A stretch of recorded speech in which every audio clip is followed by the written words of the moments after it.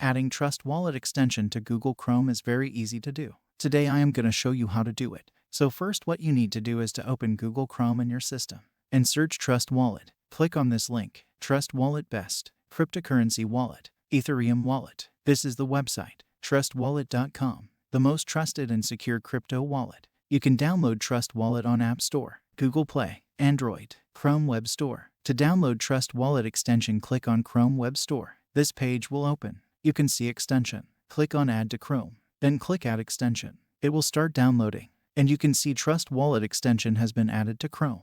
Now check the extension. Open New tab. Click on 3 dots. Then click Settings. This page will open. Scroll down from left and click on Extensions. You can see the Trust Wallet extension. You can also remove extension from here. Now open New tab. Click on this extension icon. You can also open extension from here by clicking on the extension. And now you can use it. This is how you can add Trust Wallet extension to Google Chrome.